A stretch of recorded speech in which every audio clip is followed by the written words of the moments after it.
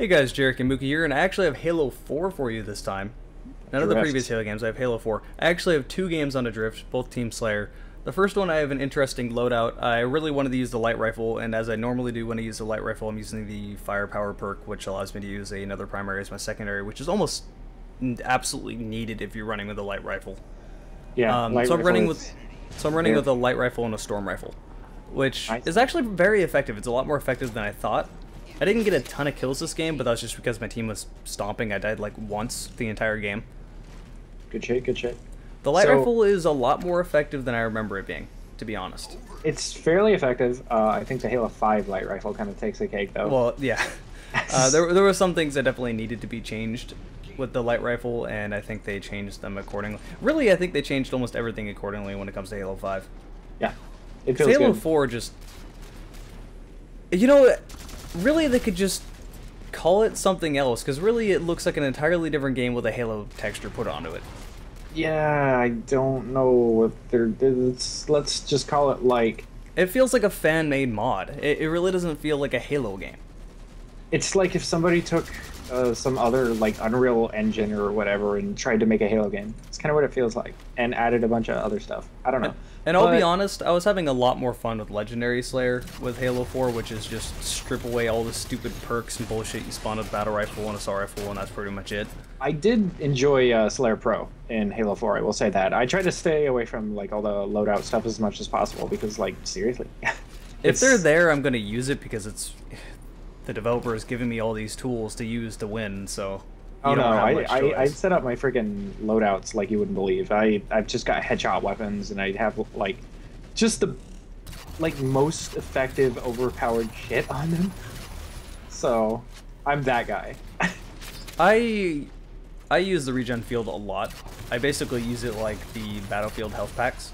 Regen field is really good. It is incredibly useful. It's more useful when you're running with, say, some automatic where you need to be in their face, definitely. Because then you run into the problem of, oh crap, there's 3 of them around the corner. I thought there was only 1. Yeah.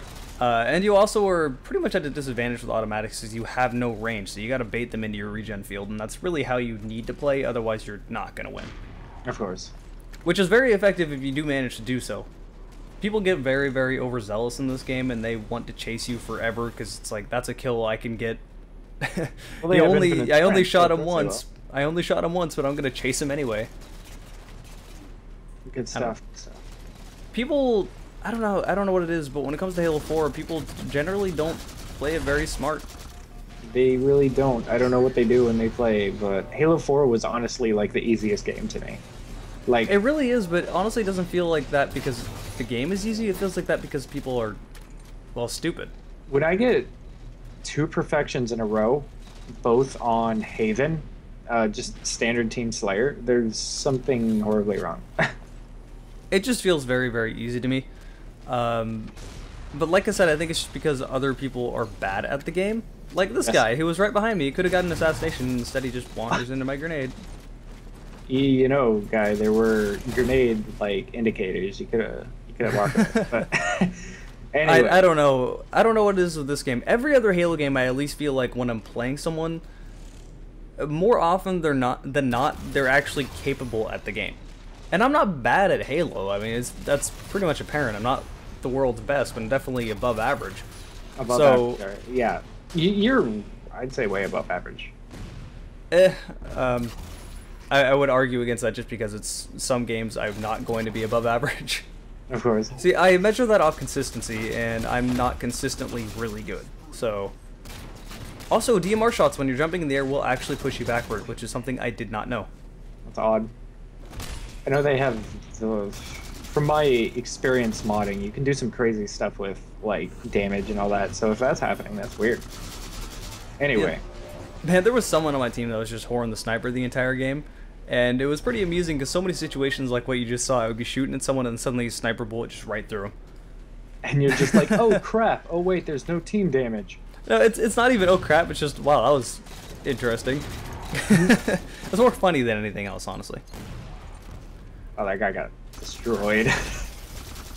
I also want to talk about something else. So, recently Naughty Dog is pulling an Ubisoft Oh, yeah. They're pulling a resolution is just a number. And this guy ran into his own grenades. All right. Wait, resolution is just... Oh, okay. Yeah, well, this actually has nothing to do with resolution, what they said.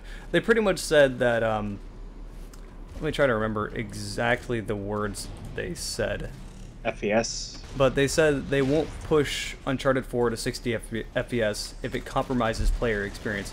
Well, guess what? It does affect player experience Performance positively. Is the player experience. Like, I don't understand. If you... Okay. The thing with PR that is the simplest thing to understand, silence is really strong. So, if you're gonna say something that's gonna piss people off, just don't say it. Also, I don't know why this guy didn't die. No shields, 3 shots of the light rifle, you should be dead. Yeah. I'm guessing that he had that stupid perk that lets your shields come back faster. See, that's why I don't care for perks. It adds this random element that you can't tell what they have or what they're going to do. You can't predict for anything. You know, it's just kind of this clusterfuck of annoying situations. I think that's partially why Halo 2 and even Halo 3 were so big in the competitive scene, was because the game is so simple, you don't really need a visual representation to know what's going on. And B, like, there were no perks, there was no randomness. And with the perks in Halo 4, you can't visually see, like I was saying before, anything on the person telling you what they may or may not have as far as perks go. So this person may have the regenerating shields, or he may have, you know, freaking regen field. You don't know. So when you roll up to somebody and all of a sudden they pop out like freaking, I don't know, like 3 more grenades at you that have huge blast radius because they have the explosives perk, and it's like, why? Like, I had no idea that was going to happen. So that's why I stick to things like Slayer Pro, snipers, SWAT, that kind of stuff, because it evens the playing field, you know? Yeah, and in general, I actually liked the loadout system just because I like guns, and a lot of my, what's the word I'm looking for? Motivation. A lot of my motivation for playing a shooter is I want to use this gun. Like, when I boot up Rainbow Six Vegas 2, it's mainly because I want to use the FAMAS, or I want to use the XM8. Whereas with Halo 4, I could just jump into it and be like, I want to use the assault rifle today, or something like that, which I liked, and it also tried to force a little bit more weapon balance, with which Halo has always been very poor at. But it didn't do that in any way whatsoever, and they went the entire wrong way with it. Yes. Anyway, that's been the first game. Let's go ahead and switch over to the second game. This is the second game of Team Slayer on Adrift. This time I'm using the Carbine, which is really underrated. As I've said many times before, the Carbine is an incredibly effective gun. You have to shoot people a little bit more than the battle rifle, but it shoots so much faster that the time to kills are almost the same. I think the time to kills have always tried to be identical, at least tried. I don't know. I feel like that's bullshit, because the time to kills in Halo 4 originally were just horribly wrong. Yeah, DMR killed faster than everything at any range, and bullet shots still insta-kills, which I can confirm they definitely didn't nerf it to the point of it takes at least a melee to kill after you shoot someone. If they fully charge it and you're within 5-10 feet, you're gonna die, which is really frustrating. I'm going to bitch about that forever. I do not understand the logic behind, you know what'll be okay, let's spawn someone with a weapon that will instantly kill them. It's a power weapon. Shotgun. Yeah, that's literally all it is. It is a power weapon. You should not be able to spawn to this, and it is bullshit. It's a bailout weapon, and it's nothing but frustrating. Like, it's definitely one of those things that does not, quote-unquote, improve the player experience. No, it just makes people more mad. I feel like that was one of those bailout weapons they added in for noobs. They could have balanced it a lot better than they did. There's a lot of things in Halo 4 that really just felt like it was added in for new players that didn't know what they were doing. It kind of felt like that. I feel like the entire game was made like that, which is really frustrating, because you should never make a game specifically for new players. You should make a game easy to access and easy to get into, but really, really hard to actually be legitimately good at. Yes. And I don't know why more people don't understand that. I'm glad that Halo 5 is taking this route, because when you got good people in the lobby in Halo 5, you feel useless. You really do. Oh my goodness, tell me about it. They're really pushing the whole competitive aspect of it, which I like, you know. Which reminds me, I've been doing the whole question thing. I should probably get back onto that. Someone asked me before, what do I think about esports? You know, I don't really like the name. I like everything happening around it, but I don't like the name of esports because I feel like it misrepresents what it actually is. When people hear sports, they think something, you know, like NBA or NHL. They think something physically, athletically active. Esports isn't athletically active, yet it's still really impressive in a completely different way. So, I don't really like the name, but other than that, I like it as a whole. See, the thing with esports is that anyone can really play a game. There's obviously, no matter what you're doing, whether it's just, say, basketball or video games, there's always going to be a huge gap between the people that are just the best and the rank below that. But when it comes to sports, a lot of the time it's because, you know, aside from playing it their whole life, obviously, some people are just naturally more athletic. They are naturally more gifted with an athletic body. When it comes to video games, you're not going to get that. Really, anyone can't. Well, I'm not going to say all this straight face. It's easier for anyone to get into and become the best with enough dedication. Obviously, some people are just more mentally fit for it. Yes. It's more of a mental fitness than a physical fitness. Because, I mean, I played basketball and baseball for a university for 3 years. It's a completely different type of thing. Yes. When I'm playing basketball, I'm physically running through the motions, and to me, I don't really need to think. Like, I don't know if it's just because I'm natural at it and that's just what I'm used to, but there's not as many mind games when it comes to things like that. And sure, there's plenty, but I think that's just because it naturally goes to me, honestly.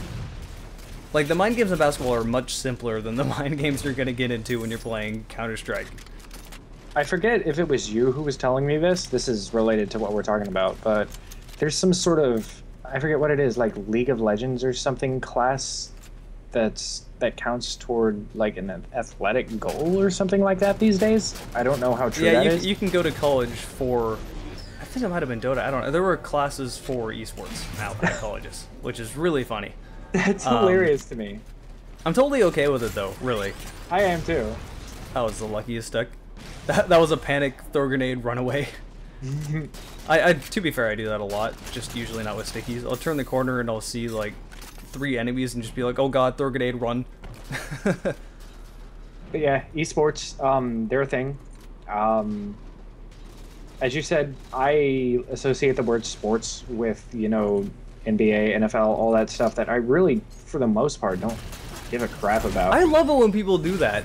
It's like, they just sprint at you from 20 feet away and just straight up stick you point blank. It's like, I'm gonna die, but I'm taking you with me, motherfucker. Like, it is, they're so determined. I can't even get mad when it happens. I just end up laughing. Just jihad sticks. That's all it really is. Yeah. It's pretty funny. I don't know why that happens. I forgot what I was even talking about. Right, esports. I just don't like the name. I like the entire concept. I watch, you know, a lot of professional Melee and Project M.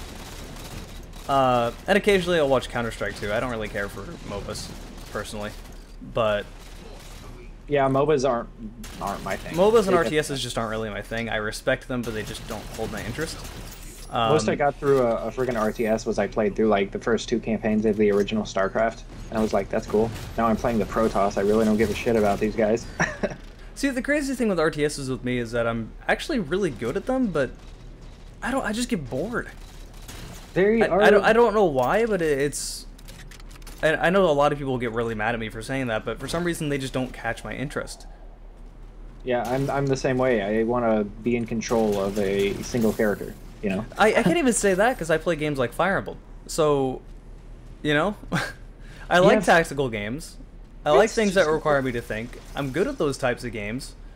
But I guess I just have too much energy. Like, typically the games I play are going to be something, you know, like a Halo or like a Smash Brothers, where it's just really fast-paced, and, you know, there's mind games there, but it's mostly within reaction time and properly reacting to the situation changing around you instead of look at what's going on here, which, I mean, that's exactly what RTSs are, just in an entirely different way. Yes. I don't know, it's just one of those things where it clicks with you or it doesn't. It's like what I tell people that like MMOs. You either like the grind or you don't. It's just one of those things. Of course, of course. I mean, different people have different preferences, so, you know. Anyway, fucking esports. Yeah, I'm on the same boat. I'm glad totally they're I'm glad they're finally starting to get attention, and people are finally starting to respect it as a legitimate thing, because it's not easy to go against other people that are the best in the world. You know, it is mentally draining, and so I don't know why the recharge thing does this. Sometimes it just flat out does not work. That was a very odd situation. That's happened to me many times where I've opened the regen shield and nothing happened. It didn't regen. It didn't help. But I do want to say, I think G4 TV, back before they merged with Tech TV or whatever, like they had a competitive gaming sort of esports type show like before it became popular, and I watched the crap out of that. I found it like amazing that these people were like competitively playing this game to reach some sort of goal and win some sort of prize. Like that was awesome to me. And really, it kind of, I guess it really depends on the person, because, you know, some people are competitive, some people aren't. Some people just naturally get it, and some people don't. And what's even more confusing about this is that people who don't get it get mad about it. And that's what really annoys me, is when people, the term try hard I don't naturally understand. Because it's like, yes, God forbid someone wants to be good at the game they're playing. Yeah. Like, how is this an insult? I don't understand. I'm sorry that this person is better than you because he wants to be better than you, and he puts more hours into the game because he wants to be good. So, you know, it goes down to that quote: overachievers don't like mediocre people people don't like overachievers. And that's really all it is. So it's more interesting to me talking about the biggest differences there. And this game was actually pretty close. We are, after I think I got this kill, maybe I didn't, I don't know. Right now we're only down 1 kill, and it's like 4 more kills they need to get before they win. I think this team seems like they no, it's the 600. It's the 600, not 500. But it was a close game. We managed to win. The entire time I was going, I'm having a good game. I'm not gonna lose, because I want to upload this. It means so much less if you lose and you upload it. It's like, you know, I had a good game, but there's an asterisk to it. Good game, asterisk, we lost. Basically. I forgot what I was even going on about now. We were talking about friggin' esports or something. I don't know. I really do hate that term for it. I think it just sounds stupid. It just sounds like you can't take it serious. Like, I don't know. Like, let me just mail you a basketball through my email. Virtual competition? What else could they call it? Like, I mean, I think it's in the same realm as competitive chess, really. Yes. That's the best comparison anyone could really say. People obviously take chess very seriously. Oh yes, they do. You know, and for rightful reasons. It takes a lot of skill. People are really smart. And it's the same exact thing with video games in general. You know, it depends on the game though. Some games are mostly reflex time.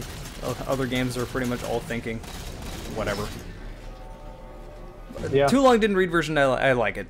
I'm glad it's finally getting attention. This is coming from someone that mostly played sports my entire life and played for a university and did those things. See, it's always funny how people try to make it like black and white, where you can only do one thing or the other. You can't do both.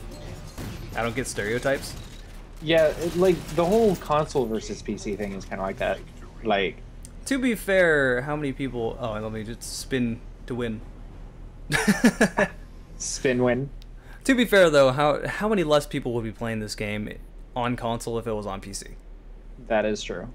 Like, Microsoft, please, please put this on PC. I would be playing this on PC constantly. Imagine Halo 5 on PC. Imagine the aiming that game requires on PC. It would be so much better. Oh goodness, yes it would. I think, oh gosh, every Halo game on PC would be like a godsend. But you know, for now we can just be happy with Halo 1, and Halo 2 Vista didn't happen.